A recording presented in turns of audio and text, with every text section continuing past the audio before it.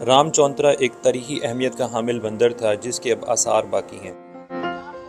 ان تنگ اور پرانی گلیوں میں سے ہوتے ہوئے ہم تحصیل عبدالحکیم کے علاقے کوٹ اسلام میں پہنچے، جس کا پرانا نام حویلی کورنگا تھا۔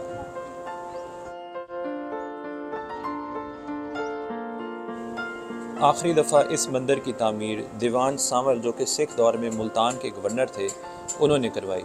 انہوں نے دریائے راوی میں اترنے کے لیے سیڑھیاں بنائیں اور ساتھ ہی کچھ کمرے بھی تعمیر کروائے، جن میں سے کچھ دریا کے کنارے ابھی بھی موجود ہیں۔ دیوان سانول کے دور میں تعمیر کی گئی سیڑھیاں اور سیڑھیوں کے کنارے پر موجود 8 کونوں والے 8 دروازوں والے 2 کمرے ابھی بھی موجود ہیں، جن میں کھڑے ہو کر غالباً دریا کا نظارہ کیا جا سکتا تھا اور مذہبی رسومات ادا کی جاتی رہی ہوں گی۔ ہندو روایات کے مطابق رام چندر یہاں پر تشریف لائے۔ کہا یوں جاتا ہے کہ رام، سیتا اور لکشمن جی یہاں پر آئے بنیاس کے دنوں میں، اور سیتا کنڈ کے مقام پر سیتا جی دریا کے کنارے ٹھہر گئیں، جبکہ رام جی اور لکشمن جی دریا میں نہانے کے لیے تیرتے ہوئے آگے بڑھتے چلے گئے۔ اور جیسے ہی اس مقام پر پہنچے جسے رام چندر کہا جاتا ہے، اور اس کے بالکل سامنے لکشمن جی دریا کے دوسرے کنارے پر پہنچے جسے لکشمن جی کا مندر کہا جاتا ہے اور لکشمن چونترا بھی کہتے ہیں۔ انہوں نے پیچھے مڑ کر دیکھا تو سیتا جی بہت دور رہ گئی تھیں، تو انہیں فکر ہوئی اور انہوں نے دریا کی طرف دیکھا تو دریا جو پل کھاتا ہوا جا رہا تھا وہ ایک دم تیر کی طرح سیدھا ہو گیا۔ اور آج کا دور ہے اور وہ دور ہے، اور ہندو روایت کے مطابق اس سارے وقفے میں جو سیتا کنڈ سے شروع ہوتا ہے اور رام اور لکشمن چونترا کے مندر تک آتا ہے، دریا ایک تیر کی طرح سیدھا بہتا ہے۔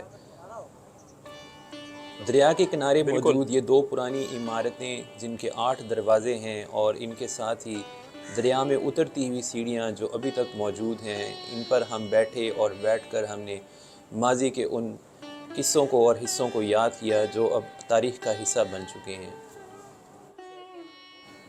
وقت کے دھارے کے ساتھ ساتھ دریا بھی یہاں سے چند قدم کے فاصلے پر ہو گیا، لیکن ابھی بھی دریا قریب موجود ہے۔ دریائے راوی یہاں سے بالکل سیدھا بہتا ہے۔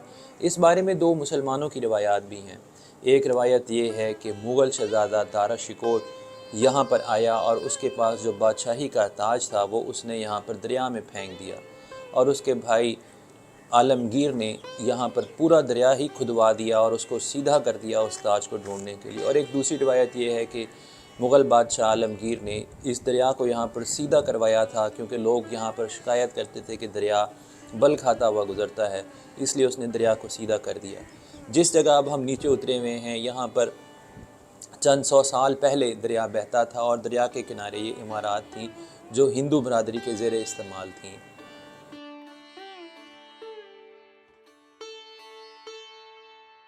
یہ کینوپی نما 8 دروازوں والی عمارت اور اس کے ساتھ موجود دوسری عمارت اور ان کے درمیان موجود سیڑھیاں یہ عہد رفتہ کی یاد دلاتی ہیں، اور اس امر کا احساس ضروری ہے کہ اگر اس تاریخی ورثے کو بحال کیا جائے اور اس کو کسی حد تک رینوویٹ کر کے اس کو سیاحت کے طور پہ اور مذہبی ہم آہنگی کے طور پہ زیر استعمال لایا جائے، تو نہ صرف امن کو فروغ ملے گا بلکہ کثیر تعداد میں زر مبادلہ بھی کمایا جا سکتا ہے۔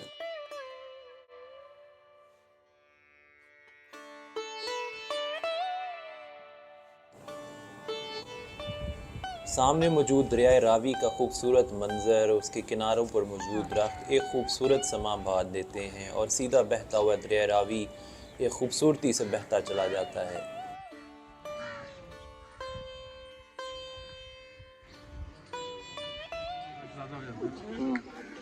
اہل علاقہ کی مہربانی اور ان کی اجازت سے ہم مندر کے آثار اور باقیات ڈھونڈنے کے لیے اندر موجود کمروں کی طرف نکلے، تو ایک بزرگ نے ہمیں بتایا کہ اندر کچھ تاریخی آثار باقی ہیں، لیکن جب ہم اندر پہنچے تو کچھ تاریخی آثار ہمیں دکھائی نہ دیے۔ صرف ایک کمرے کے باہر ہندی میں لکھی ہوئی ایک تاریخی عبارت تھی، اور اس کے علاوہ ایک لکڑی کا پرانا دروازہ تھا۔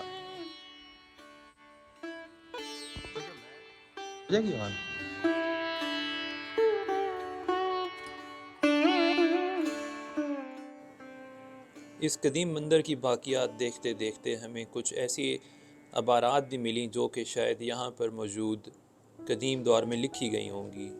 دیواروں پر لکھی ہوئی یہ تحریریں ہماری سمجھ سے تو بالا تر تھیں، لیکن شاید کوئی دیکھنے والا ان کو پڑھ سکے اور پھر اس کے بارے میں بتا سکے کہ ان پر کیا لکھا ہوا ہے۔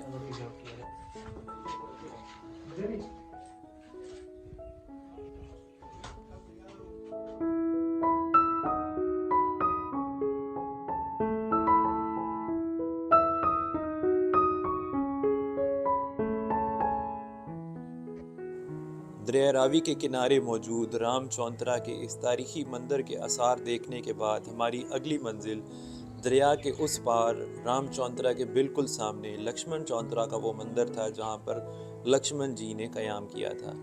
بوقت کمی ہم سیتا کنڈ کا نظارہ تو نہ کر سکے، لیکن آنے والی ایک ساتھ میں ہم آپ کو لکشمن چونترا کا مندر ضرور دکھائیں گے۔ امید ہے آپ کو آج کی یہ انیوژل ایکسپلوریشن پسند آئی ہوگی۔ اگلی ایپیسوڈ میں پھر ملیں گے، تب تک کے لیے خدا حافظ۔